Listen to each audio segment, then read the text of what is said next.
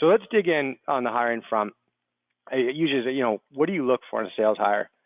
And that is an extraordinarily dangerous question to say, ask, like bring up at a conference and ask your peer. Because especially if they're at a different company, and I'll tell you why. So it was like the first year on the job, I was adding one salesperson a month, and I think it was like probably my 8th or 9th hire. I had convinced the number one salesperson from a public company in Boston to leave and join us. We were literally like 15 people in a garage across from MIT. We had like 6 or 7 salespeople. No one had a clue who we were. And whatever reason, this person just thought we were the next big thing. And they were literally number one out of 800 reps. And I was like, this is awesome. Like, I'm going to roll out the red carpet, come teach us to sell. And they came in, and like 6 months later, they were not the best salesperson on the team.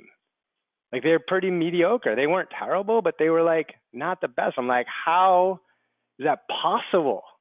How can the number one out of 800 reps come over here and not just crush it for us? And as I thought about it, I was like, where they were selling from is so different than our context, right? They were coming from a big brand, big public company. Everyone knew what they were. It took literally 3 minutes to come to a decision. And then we were nobody. Like, no one knew what HubSpot was. No one knew what inbound marketing was. And like, what is it? Oh, it's about creating content to attract people to your website and convert them to leads and sales. Wow, that sounds awesome. How do you do it?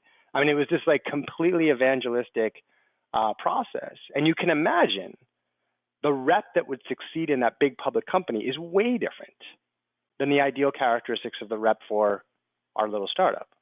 And that's when I realized, I'm like, there's no universal answer to this question. The ideal sales hire is different depending on the context that you're selling in. But there is a process to engineer it, and it's very important to do this if you want to scale your company in a predictable way.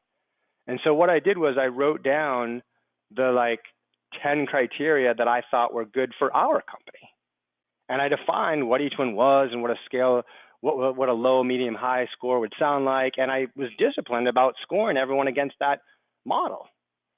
And it's, even if you're hiring 2 or 3 reps in the month or in a year, it's really interesting just to go back on that your model and be like, I hired this person. They are awesome. Why are they awesome? And did I adequately catch that at the interview? Am I like interviewing for that well? And this person didn't do well. Why? And did I build that into my interview process? So this very simple test, iterate, learn, it's logical, but we rarely do it. And so once you get to like great scale, dozens and dozens of reps, I was now in a position to run a regression analysis. I got my MIT buddies over and like, hey, look at all this data. Let's run some analysis and kind of compare the scores that I was doing in our environment relative to people's success in sales. And so what was cool about this was, the stuff at the bottom here, this stuff is like negatively correlated with success. That was bad. And the stuff up here obviously was like the attributes of people who were doing very well. And we've been talking at the time about like how, sales had changed, buyers changed and they want a different type of seller and that kind of stuff. But, when you look at this, you're like, when you think about a salesperson, like a car salesperson, closing ability, convincing, objection handling, those things were like negatively correlated with success. And when you think about like a trusted advisor, good consultant, preparation, domain experience, intelligence, they were super positively correlated.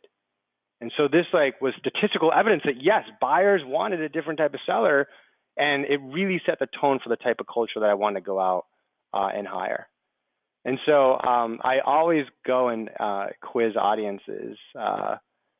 Which one? So at the end of the day, like as we scaled to 100 million in revenue, there were 5 attributes that came to the top. I'll tell you what they were, and just keep in mind that was for HubSpot, not and don't it might not correlate to your context, but all 3 of these were in the top 5: intelligence, coachability, curiosity. And I was asked, which one do you think was number one? Most audiences say it was curiosity, but it was actually coachability. So this was the 5 in order that did well for us. And I do see a correlation for many sort of like fast-paced, high-growth, evangelistic startups. A lot of these will apply. So it's coachability, curiosity, intelligence, work ethic, and prior success. So,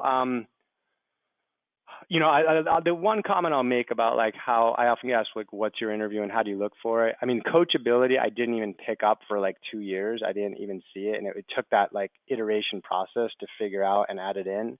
And that became one of the most valuable parts of my interview was actually doing a role play, having the candidate, basically sell as if they were at HubSpot, me play a VP of marketing prospect and have them just try to do the sales call, stop them, have them self-assess their performance, give them one piece of positive feedback and then one piece of improvement and see how they receive the coaching and have them do it again.